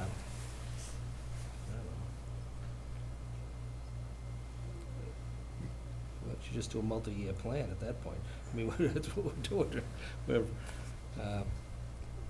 Just seem to be compressing and then holding hard and I think fast what's to it. happened is, yeah, the problem was that, and maybe we can fix that, is that we didn't change the beginning of the budget process, and when we moved to June town meeting, Yeah. right, we didn't get what we wanted anyway.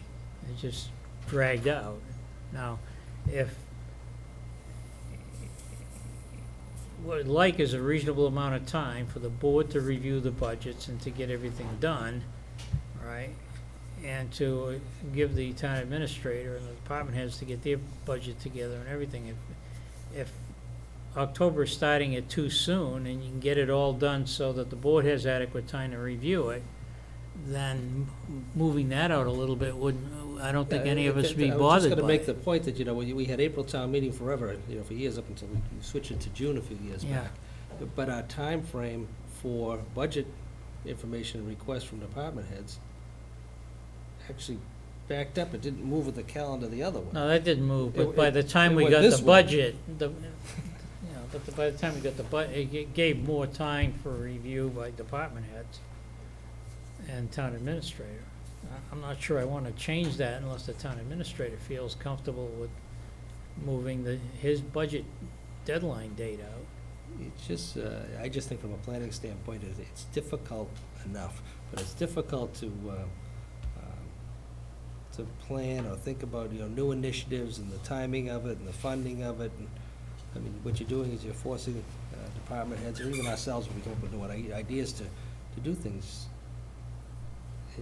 5 or 6 months makes a difference, I guess. And what we're doing now is contracting the time that they have to do it even more.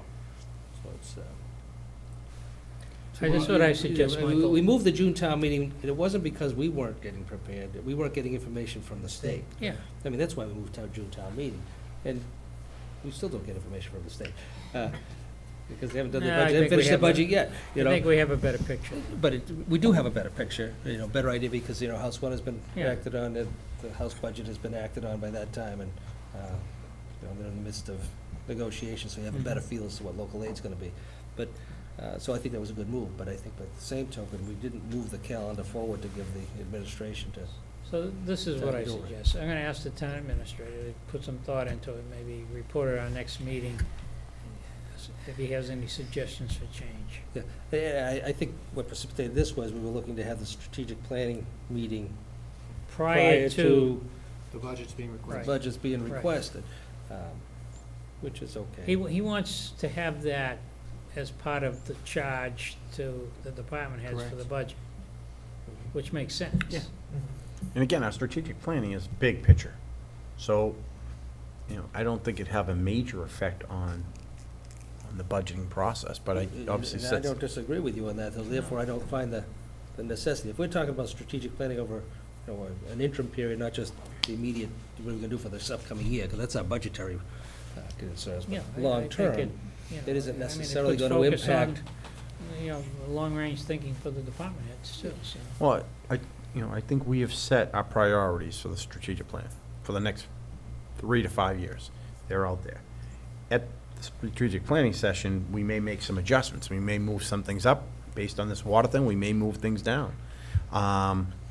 So I was just making the fact that meeting early in October, maybe directly after October town meeting, may be a good time to do the strategic Yeah, planning. I was Because- mixing it up with the October town meeting. We'll actually get there's gonna be some things in October town meeting that are gonna go as warrant articles associated with some of the things that are in our strategic plan. If we get voted no, it could end up changing our plan anyway, so, I'd like to say maybe the first or second week in October, if we could, and Well, the first week in October is It's town meeting. Yeah. Yeah. Yeah, I don't see, Maybe the our second. strategic plan gets tweaked every year. Yeah. It does, there's no major changes, nothing major shifts in it, unless there's some major occurrence here that's forcing us to adjust the whole plan according to something. And the water deal is part of it, but that's been part of the plan anyway. So I don't see it having a major impact on the annual budget and charge to the department heads. per No, but se. it also, from what I can see, is that there's no reason why we can't have that meeting in October. the second meeting in October, or a Wednesday meeting Right. in between. or It's a something. workshop. It's a workshop. Yeah, maybe the second week in October. I'm not gonna even discuss Columbus it Day? now, we'll wait. I mean, I'm not gonna schedule it now, Okay, we can wait. okay? Don't do it Halloween, gotta get on Columbus candy. All Day. right, so, we're all set for the September meeting dates, Michael, as far as? Yes, so So- Tuesday, September Yeah. 8th, and Monday, the 21st. Okay, so we have, town administrator's report next. And that's in our, 8th, 21st, That's in and I had the 28th, it's still tentative, but not necessarily. No? right. Oh, really? So- yeah, I have it as a tentative. So we have the 2nd, No, anything's possible, right? No, we're not meeting the second. just for Hang the, on. No, Back we're to not calendar. for So you're talking about August, you're talking September. about June September. 29th, right? I don't think, No. based on where we are, we don't need a meeting, correct? No, I'm not aware of a need. That was just a tentative. that should be my birthday holiday. Yeah, Could have the so day our off. next meeting is the 13th, You're right. and And that's it for July. that was it for July unless something comes up requiring another meeting. And Then then we'll- we're meeting August 3rd Right, and 24th. correct. As a result of the changes we just made, we're meeting September 8th and 21st. All right, so no second for signing of the warrant. We're signing the Correct. warrant on The the 8th was in place of that. 8th. Okay, Oh, okay. Done. I get to delete the event, okay. And what's the first day of school in North Reading? I- Anybody know? Sure, it's, It is Tuesday the 8th? The 8th. I believe it's So Tuesday the 8th. she'll be back. try to explain that one to you. Maybe. I know. Mr. Gilberto. Thank you, Mr. Chairman. I had 3 items in my written report to the board I'll review quickly. First, the assessing department, as has been posted on the town website, is conducting inspections of properties that were sold in calendar year 2014, as well as the measurement of properties on specific streets, and I attached a copy of the listing, but it's also up on the town website, so I just ask residents to be aware that the assessing department will be out and around town over the course of the coming weeks and months. Secondly, I'm sure many in the community are aware, the 4th of July committee is hosting a food truck event and a touch a truck event at the same time at the Ipswich River Park this coming Thursday evening. The event is anticipated to draw a large crowd, and therefore a coordinating meeting was held this past Thursday with police, fire, public works, the Board of Health, the building department, Parks and Recreation, and the owners and the organizers of the event from the 4th of July committee. There will be DPW and fire department vehicles on site for the touch a truck portion of the event. I would caution the community that the organizers tell us that they have received via social media indications that over 2,000 people will be attending the event. So therefore, we are preparing for it as a large-scale event, again, at a public facility here in North Reading. I would just caution the public to be aware of increased traffic in the Central Street area, trying to access the park for this event, and that you should expect to see a significant police presence in that area as well. Excuse me. Related to the 4th of July, but not North Reading's 4th of July, the town departments and I will be working with the town of Wilmington in advance of their July 4th event, which is scheduled to occur at the Shriners, to mitigate to the extent possible the impact upon the abutting neighborhood. Again, we know that the organizers had indicated that they would alter the plan so as to move the carnival and fireworks around to lessen the impact, but I can tell you that I know that the police chief has spoken with the Wilmington police chief, and there's an understanding that we'll have a police department presence, a North Reading Police Department presence in the neighborhood in North Reading immediately abutting the property. That's to keep the people from parking there Correct. and walking Right. through the Walking through the backyards. properties. To manage the trespassing and parking violations, that's What correct. about fire? I'll be working with the fire chief. I do expect that we'll have a dedicated piece of equipment over there for that portion of for the fireworks themselves. That is my expectation, but again, I defer to the fire chief for his final recommendation. Mr. Purcell? Have you spoken with the town administrator over there? I'll be seeing him on Wednesday, and I'll be discussing, amongst other things, this particular event, but Have you had the any indications have been cooperation on their part. Have you had any correspondence from our residents in that area? I know, I mean, We had you know, that the one meetings meeting. took place a long time ago. Yeah. I'm talking about as we get closer to it. Not as of late, Mr. Chairman. I know that they were mailed to as a result of the special permit that was granted by the Wilmington Board of Appeals, and that may have been in February or March. I'm not sure whether there was attendance on the part of the residents or not, but I've not heard directly. Would it be worthwhile for us to just send a note out to all the residents about what we're doing and providing, and who to contact if there are issues? Sure, we could certainly do that. Mr. Yule? Probably not, but this is an event that's taking place in Wilmington that's becoming a cost for us. Has there been any dialogue with Wilmington to absorb some of our costs? My expectation is that they would absorb all of our costs. Yeah, we Yeah, pushed. the police department is, my understanding, the police chief is committed to cover the cost, the Wilmington police chief is committed to cover the cost, or that Wilmington will cover the cost for the police detail, or details in North Reading. My expectation will be the same with regard to the fire department Great. staffing. That's good to know. Yeah, That's good no, to know. absolutely. And that's what you call cooperation. It's tonight until dusk. Thank you, Mr. O'Leary. So there is a notice that went out by Town News. We've received changing dates with regard to mosquito spraying from the Regional Mosquito Control District. There is spraying going on this evening in neighborhoods in town. Again, this particular area in question between dusk, which is just about now, and 11:30 p.m. between Haverhill Street and the border with the town of Wilmington. The schedules have been in flux, and we've done our best to try to educate the public as to what's going on. But we ask people to continue to pay attention to not only social media, but the town website. Thank you. Perhaps the most significant thing, which will be beginning the day of our next meeting, we just put out notice with regard to the Central Street repaving project. We'll be repaving Central Street from Park to North Street. We had been pushing to do this as one project rather than as two, and it looks like that's the way we'll be able to handle it based on the timing of contractor availability. So they'll be pulverizing the length of that section over the course of the first week, and the hope is shortly thereafter, in the second week, to begin the repaving. It'll be a multi-week project, and access will be limited to residents only while the construction's ongoing. There will be a lot of equipment in the area. There'll be police presence as well, but I would urge, so we've communicated with the residents to let them know that there will be this equipment and this activity going on site, so the residents are aware. Those residents on Central Street are aware. Those on the feeder streets, again, I just urge them to pay attention, be aware that this project is coming.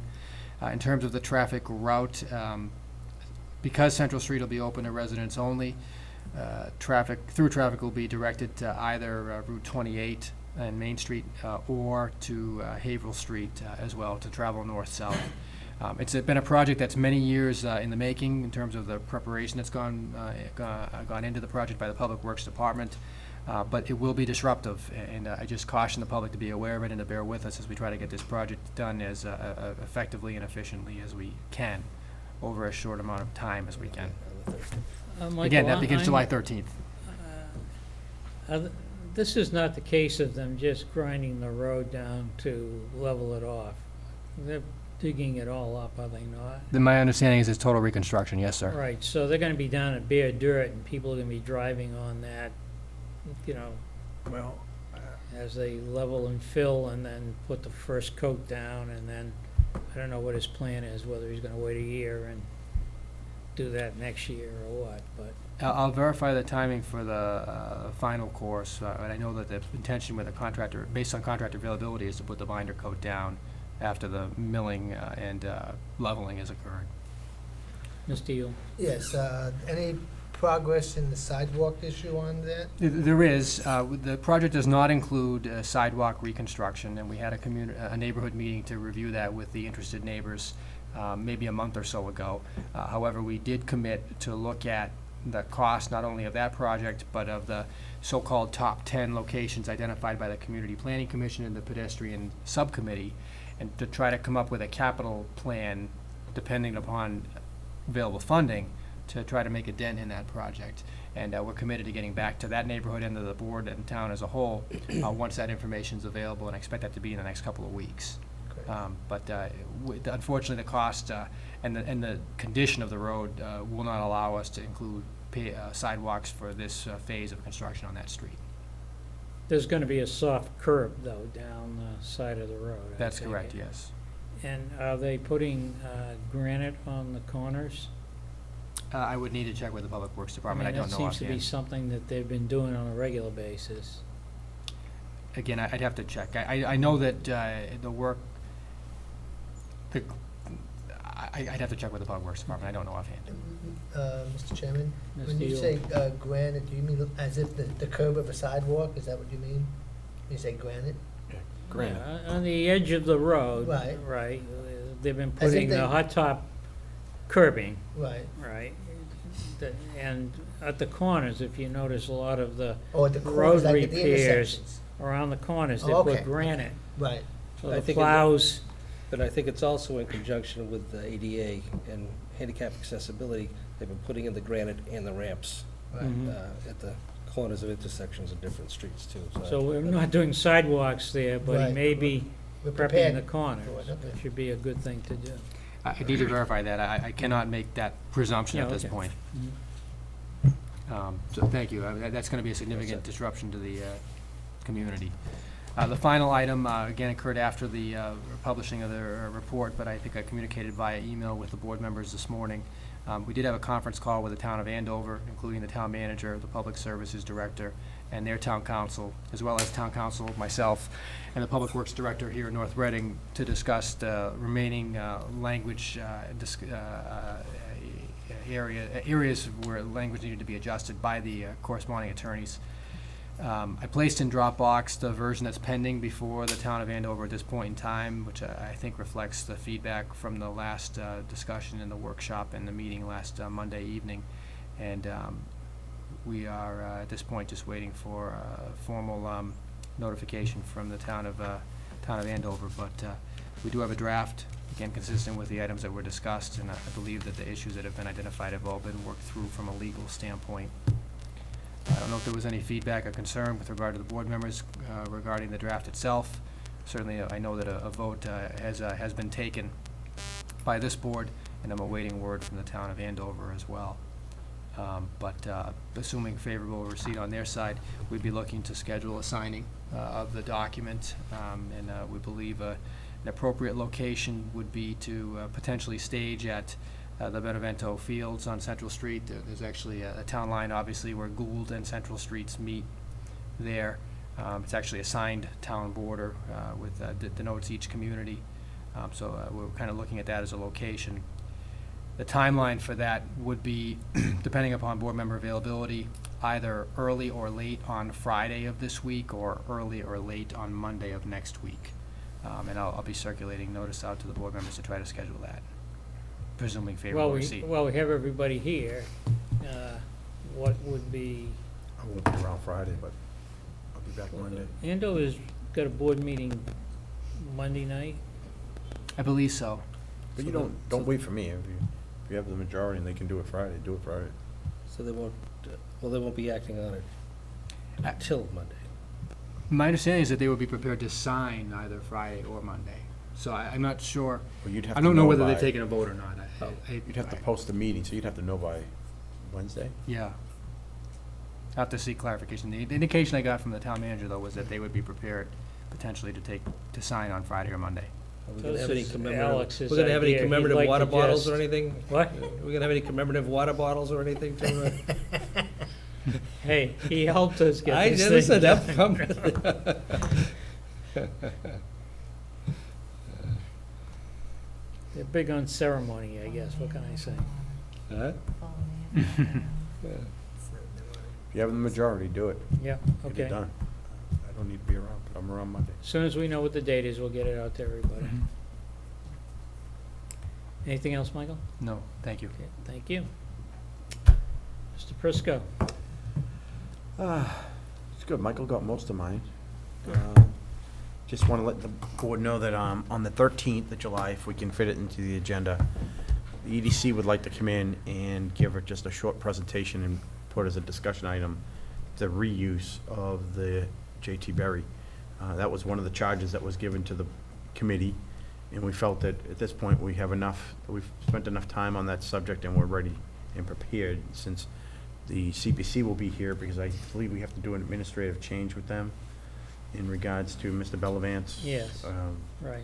And Mr. Michael, Hayden. you've got that right on Yes. the CPC, right? So since they're gonna be here, we thought Mhm. it'd be a perfect opportunity for us to come in, just give a quick presentation, have the discussion about the reuse, and that will help us set sort of our, last thing we have to do is, we put the RFP together for a potential commercial real estate broker. So if we could put that on the agenda for the 13th, and we could fit it in, that would be great. Okay. So what is it we have to do with the CPC representative? Is that- Well, yes, so They've got a Mr. change in Hayden, a change in leadership. Mr. Hayden took over as the chairman, and because of that role, he's going to now have Mr. Bellavance be the liaison to the to the EDC. And he's going to move into an associate member role. They're gonna flip-flop roles. That's it. Thank you, Michael. Anything else? Just happy 4th of July to everybody. Enjoy it. The weather's been fantastic, and the projection looks pretty good, so we deserve it after that winter. I'm looking forward to this 4th of July. That's it. Kate? I just want to say congratulations to the Ethel Little School Drama Club and to the principal, Mrs. Molly, the superintendent was here earlier, and Mr. Tatro. I saw their production this weekend of Beauty and the Beast. It was Nice job, huh? amazing, and congratulations to all the parents who got the performers ready. It was fantastic scenery, performance, everything was wonderful. Just like a Broadway show, except the tickets were about $150 cheaper. So Oh, I it was thought you were gonna say excellent. more. Excellent. Congratulations to all the actors and parents and everybody that participated. It Oh, was they great. had that at the high school? Beautiful. The Performance I Arts saw- Center. You know what I saw, which was interesting, because I saw this when I went to see something my granddaughter was doing in Winchester, and the kids have these laundry baskets with all this stuff. And the first time I'd seen that, you know. And I was walking into the high school the other day, and they were coming out with their laundry Yes. baskets. Some of us with dancers are familiar with that, all the costumes and props, Yeah. but it was excellent. Mhm. And they let the high schoolers do the behind the scenes, the lighting and the staging and Mhm. everything, too, with some of the parents and Yeah. some of the kids from the Mhm. school. It was great. What a great Excellent. opportunity for them. Yeah, it's great. Mr. Yule? Yes, first of all, I want to thank Michael Gilberto and his staff for putting together the info hearing by Kinder Morgan. I think that he did a spectacular job. And a lot of time was put into it, and is very much well appreciated. I think the plan was to go an hour. I think that's what the commitment was. And we went an hour and 20 minutes, and it started to get a little lengthy. It was interesting that even our elected officials had 1,000 questions for Kinder Morgan. And it just goes to show that the information, the flow of information wasn't really coming out not only to the community, but to our elected officials. So they had a ton of questions, and it was very helpful. I think I have one disappointment in the whole thing, is that couldn't get to everybody. We wanted to get to all the In citizens. fact, I was going to comment on that. The problem was that we had too much, we had overrun, we got off to a bad start with some of the other things that we talked about. Right. And I did cut it off maybe too soon for some of the residents. That being said, our state reps, especially Senator Todd, took up a fair amount of time. He had a lot of questions. But I think those are valuable questions to him and what he has to do at the State House.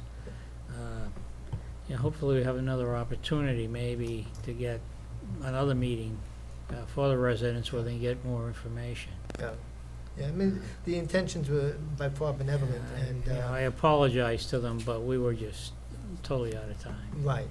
So, but again, super job by the TA and his staff. It's incredible. Also, you mentioned the Truck Fest that they're having. That's, again, I'll repeat it just in case anybody missed it out there. It's 5 to 8 p.m. on Thursday. They are expecting a lot of people, and I think it's because I'm being dunked again, so. We signed you up already for National Night Out, you know that, right? Yeah, I'm sure you did. As long as it's a hot night, I'm okay. And while I'm on the subject, I've been asked to see if the board members want to come down and help out. Here's the chief cook over here, and, What's I the walk date in again? in the dunk tank, but I'm a it's- pretty good cook. August. What night is that again? I don't want to get it wrong. What night is the, Uh, this year? August 4th. August 4th? Oh, that's just wanna make plenty sure. of notice in Okay, advance, yeah. right? So it's at, it's at the park. It's been, this will be the third year. It's Right. been a smashing success. It's the free food, I think, that, Helps. And we cook a lot. yeah. They cook from the time it starts until it ends, and there's still people in line. All I know is when I was being dunked, I was watching you guys sweating bullets, that's all.